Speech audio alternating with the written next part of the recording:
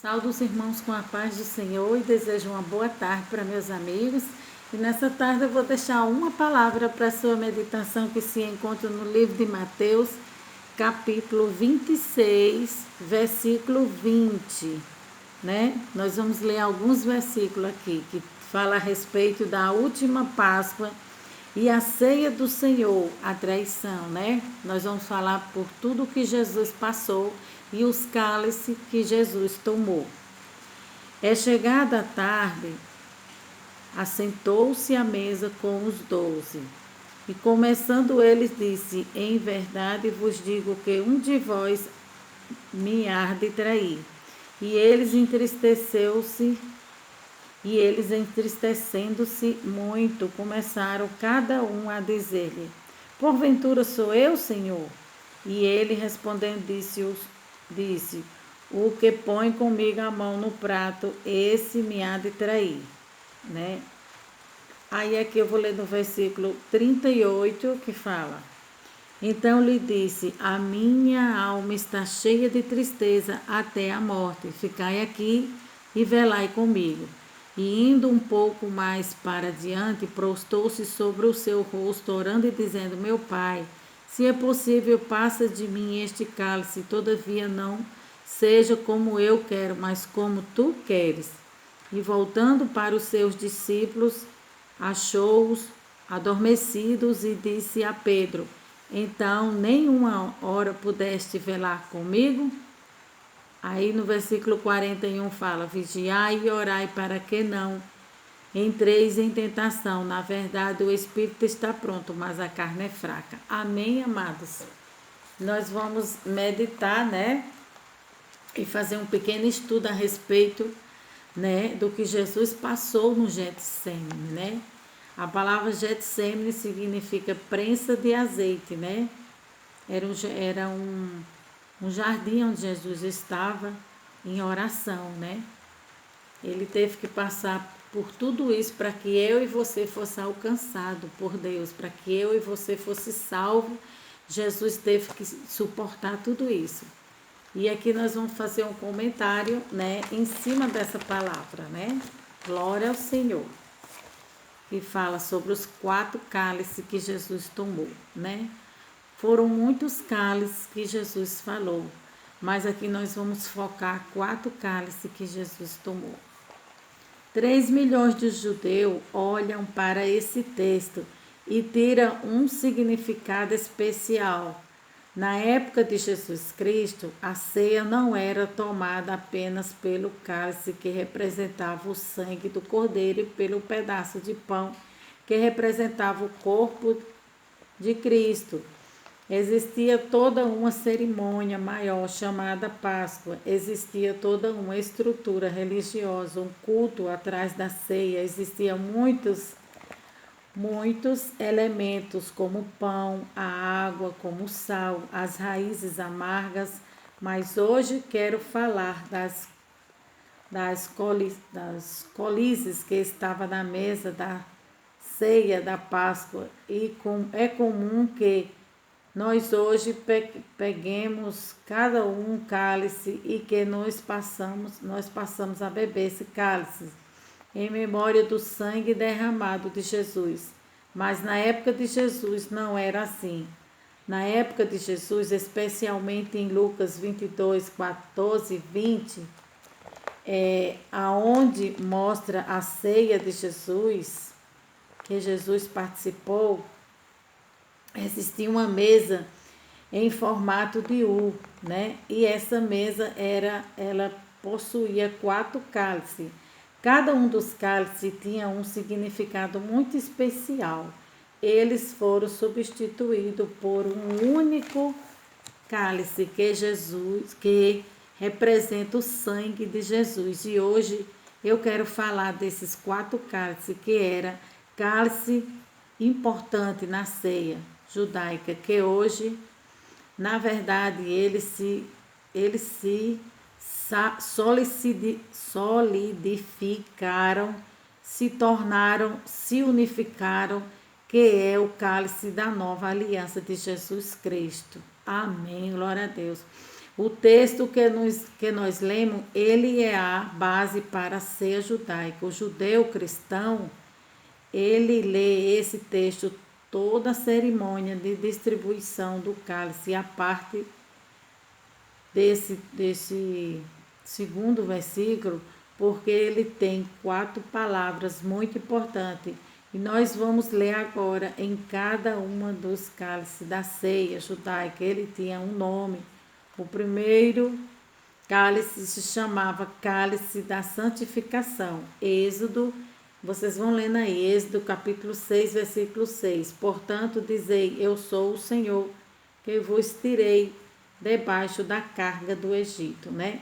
O povo de Deus vivia sobre, antigamente, uma carga, um jugo, e Deus tirou esse jugo, essa carga dos seus ombros, né? E trouxe ele para perto de Deus, né? Separou ele, quando a gente aceita Jesus, né? Tá falando aqui que quando a gente aceita Jesus, Deus tira o jugo do pecado, tira o fardo do pecado dos nossos ombros e nos chama para um lugar de santificação, um lugar de separação. Santificação significa separação. A palavra santificação significa separação. Isso aconteceu na minha vida e na sua vida. Deus tirou do seu povo do jugo do pecado, né? Éramos escravos, agora através de Jesus Cristo somos livres, né? Glória a Deus por isso. E o segundo cálice é o cálice da redenção. Ele comprou você na cruz do Calvário. Hoje você é embaixador, ou seja, hoje você é livre, porque Jesus pagou o alto preço na cruz do Calvário para que eu e você fôssemos livres, né? Livre de quê? Do pecado. E o terceiro cálice é o cálice da bênção, né? Bênção de Deus que cai sobre nós, então, sobre o seu povo. Então, isso aí é um cálice que Jesus, nós temos acesso quando a gente aceita Jesus, esse cálice da bênção, as bênçãos, todas as bênçãos que Deus tem reservada, tanto aqui nessa vida, como na outra vida, na Nova Jerusalém, no céu, né? Esse cálice ele foi adquirido na morte da cruz do Calvário. Todas as bênçãos ela vêm para a nossa vida quando nós se rendemos ao Senhor Jesus. E o quarto cálice ele aceitou, ele escolheu você. Esse quarto cálice é o cálice da escolha, né? Que Deus escolheu você, mesmo sem nenhum mérito, mesmo sem nada, né? Nós não temos nada, porque Jesus nos escolheu, foi pela misericórdia mesmo, porque nós vivemos atolado no pecado, né? Envolvido no lamaçal do pecado, mas Jesus te escolheu, não porque você é bom, não porque eu sou boa. Jesus nos escolheu pela misericórdia, porque Ele nos ama, né? Através da graça, Deus nos resgata, nos chama perto dEle, não para nós ficar como éramos outrora, mas que haja, né, uma transformação. Essa graça, ela transforma dia após dia, ela vai nos moldando e nos transformando, né? Aí aqui nós vamos entrar para a palavra de Deus que fala: a última Páscoa, a ceia do Senhor. E chegado à tarde, assentou-se à mesa com os 12. Então, de tardezinha, Jesus chegou e chamou os 12 discípulos, que foi a última Páscoa, né? A última ceia, a ceia do Senhor, né? Ele reuniu os seus discípulos. E no versículo 21 fala: e começando eles, disse: em verdade eu vos digo que um de vós há de me trair. Então Jesus já estava ali anunciando que ele iria ser traído. Então aqui Jesus já foi o primeiro cálice. Jesus tomou o cálice da traição.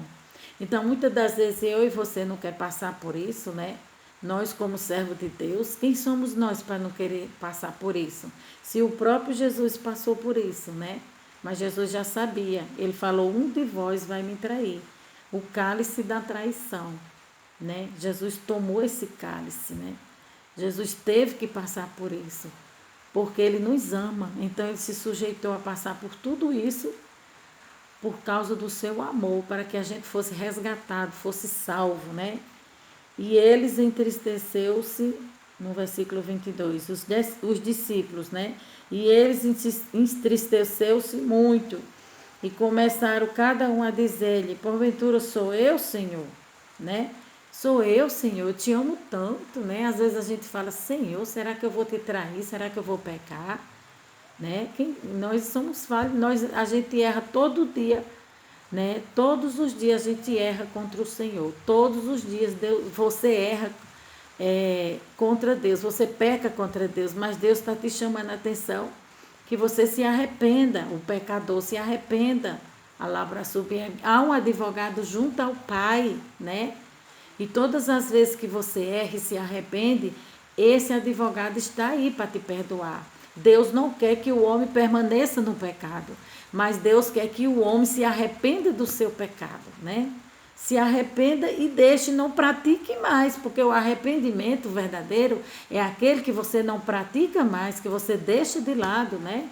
Você observa seu erro e você não comete mais eles. Você segue outro caminho, né? O caminho do arrependimento. Versículo 23. E ele respondendo, disse: o que põe comigo a mão no prato, esse é o que há de me trair, né? Que foi Judas que traiu o Senhor. O que põe a mão no prato é o que vai me trair. Jesus já sabia que tudo que ele ia passar, aquele cenário ali já estava escrito por Deus. Deus já sabia tudo que ele ia passar, né? E ele falou: é um de vós vai me trair, é o que vai colocar a mão no prato, né? Aí aqui Jesus fala lá na frente, versículo 38. Então lhe disse: a minha alma está cheia de tristeza até a morte. Ficai aqui e velai comigo. Então Jesus ele foi para a oração, foi para o jardim, né? Foi para o Getsemane. E aqui nós vamos ver. O Getsemane da vida, baseado em Mateus 26, 36, 46, era uma festa da Páscoa judaica. A cidade de Jerusalém estava fervilhando de gente, vindo de todos os cantos. O sinédrio judaico, nas caladas da noite, conspirava contra Jesus. Jesus está no cenáculo conversando com os seus discípulos, lavando os pés dos seus discípulos, ensinando acerca da humildade, acerca da promessa da vinda do Espírito Santo. Jesus ora pelos seus discípulos, Jesus manifesta a ceia para os seus discípulos, e nesse momento Jesus sai para trair Jesus sai, né? Jesus sai para trair. Judas sai para trair a Jesus. Esse é um tempo difícil, onde Jesus sai do cenáculo para ir para o Getsemane. Getsemane era um jardim defronte do templo de Jerusalém, nas fraldas do Monte das Oliveiras. Ali havia uma prensa de azeite. Getsemane significa isso, prensa de azeite. E é neste lugar que Jesus vai travar a mais decisiva batalha da humanidade. É nesse lugar que Jesus vai prostrar-se ao chão e suar sangue e chorar convulsivamente. Nesse lugar que Jesus vai se levantar para determinadamente ir para o Calvário, morrer numa cruz, em nosso lugar, em nosso favor. Então aqui a gente pode ver que Jesus passou por tudo isso, né? Ele foi prensado. Getsemane significa prensa de azeite. Jesus foi prensado, né? E ele se humilhou como servo. Ele deixou de lado a sua vontade para fazer a vontade do Pai Celestial, que era morrer para que o homem fosse salvo, para que o homem fosse resgatado, para que o homem não fosse para o inferno. Jesus tinha que passar por tudo isso, né?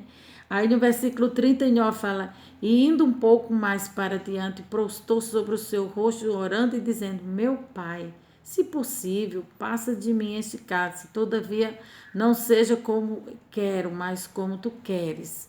Então, como homem, né, e como Senhor e como servo, ele orou, né? Como homem, ele orou: Jesus, se for possível, o Senhor passa de mim esse cálice, né? Mas ele falou: mas que não seja feita a minha vontade. Eu não estou aqui, Jesus estava falando para Deus, eu não estou aqui na terra para fazer a minha vontade, não, né? Eu estou aqui é para fazer a tua vontade. Então Jesus, ele devolveu a glória todinha para o Senhor. Palavra subierga. Jesus, ele estava na posição de servo. E na posição de servo, Jesus está nos ensinando que a gente tem que fazer a vontade do Pai.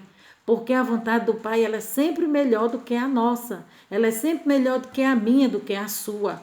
A nossa vontade é terrena, é pecar, é desagradar a Deus. Alabra subierga, é fazer a vontade das carnes, o prazer da carne. Mas a vontade de Deus é boa, é perfeita e agradável. E aqui a Bíblia fala no versículo 40. E voltando para os seus discípulos, achou-os adormecido e disse a Pedro: então nem uma hora pudeste velar comigo? Então todos esses cálices Jesus teve que tomar, né? Jesus tomou o cálice da solidão, foi quando ele subiu para orar, ele ficou no jardim sozinho orando. Os discípulos não pôde orar, velar com ele, orar nenhuma hora, adormeceram, né? Fraqueza, Deus está mostrando aqui a fraqueza do homem e a dependência do homem, né? Para com Deus. Nós somos fracos, nós somos dependentes. Nós somos tão fracos que a gente... Aqui Deus está mostrando que o homem é tão fraco que ele não pôde orar nenhuma hora com Deus. Porque ali ele estava em batalha espiritual. Jesus estava em guerra espiritual. Porque o inimigo sabia que se Jesus fosse para a cruz do Calvário, ele iria vencer, ele iria romper, ele iria nos dar acesso novamente ao Pai. E ele não queria que essa guerra fosse travada, né? Fosse feita da maneira certa que Jesus fez. Mas Jesus foi até o fim. E a morte de cruz, que era a morte de humilhação, era a morte que existia pior na época, era a morte de cruz. Porque para a cruz só iam os bandidos da época, os malfeitores, os piores pessoas, os piores elementos. E Jesus, como santo que ele é, ele se sujeitou tudo isso por te amar e por me amar. Então, muitas das vezes a gente não quer tomar nenhum cálice, né? Jesus tomou o cálice da solidão. Então, essa solidão que você está passando aí, Jesus conhece, porque ele já tomou esse cálice, né? Jesus também tomou o cálice, né, da humildade, né? Ele tomou esse cálice, ele era humilde, ele se fez humilde, ele se fez homem e habitou no meio dos homens, se fez servo, né? Foi transpassado uma lança no seu peito, uma coroa de espinho, os cravos foram cravado nele, nas suas mãos, nos seus pés, alabra subierga, seu sangue evacuou por te amar, por me amar, né? Jesus também tomou o cálice da enfermidade, né? Ele tomou sobre si todas as nossas enfermidades, o castigo que nos traz a paz estava sobre ele, né? E às vezes a gente passa por uma enfermidade e pensa que vai se acabar, que o mundo vou morrer, né? A gente pensa, vou morrer, eu estou doente, Jesus passou. Então tudo isso que você está passando, Jesus conhece. Como homem, ele atravessou esses momentos difíceis da vida dele, mas ele passou porque ele confiava no Pai Celestial e sabia que Deus estava ali cuidando dele. Deus também está cuidando de você nesse momento de pandemia, nesse momento de crise, nesse momento difícil. O Senhor está cuidando de nós porque Ele é zeloso, Ele é fiel. Embora eu e você não seja fiel, mas o Senhor se apresenta como Deus fiel. Alabasubierga. Deus é fiel em todos os momentos da nossa vida. Em todos os momentos que a gente atravessa, o Senhor permanece fiel. De geração em geração, contínuo. Ele é fiel, ele alcança a quarta geração. Ele vai, a palavra diz que ele vai a primeira, a segunda, a terceira, a quarta geração, em fidelidade. Deus é fiel e ele é santo, ele nunca pecou, né? E Jesus também tomou o cálice de alegria, ele teve momentos de alegria que ele atravessou, que ele passou ali com Lázaro, né? Com Maria, com Marta. Houve momentos de alegria em meio aos seus discípulos. Jesus também tomou o cálice da oração, era aqui onde ele estava no Getsemane, né? Orando constantemente. Nós temos que ter uma vida de oração. Nós temos que reservar, gastar tempo, reservar momentos de oração para conversar com o nosso Deus, né? Saber o que está passando, saber o que vai acontecer. Pai, me revela. Pai, me fala o que vai acontecer. Pai, me fala o que eu tenho que endireitar na minha vida, o que eu tenho que consertar, Pai. Fala comigo, Pai Celestial, Darabassuberga. Nós temos que ter esse momento com o nosso amigo Jesus, porque um amigo conversa com outro amigo, um amigo gasta tempo com outro amigo, um amigo reserva tempo para conversar com outro amigo. Como é que você diz que é amigo de Deus e não tira um minuto de tempo, um tempo para falar com Deus, mas quer que as pessoas falem por você? Tira um momento, reserva um momento do seu tempo, né? A gente gasta tempo, muitas das vezes, com tanta coisa fútil e banal e não gasta tempo falando com Deus. E Jesus aqui está mostrando que nós temos que ter uma vida de oração. É muito importante, né? A gente ter uma vida alicerçada de oração, uma vida de comunhão, de intimidade com Deus. Isso nos fortalece, isso nos dá garantia que a gente conhece a Deus. O que é que nos dá garantia que a gente conhece a Deus? Uma vida de intimidade, de comunhão, de busca, de renúncia, de aquebrantamento, de humilhação, né? A oração traz tudo isso, todos esses benefícios para a nossa vida, né?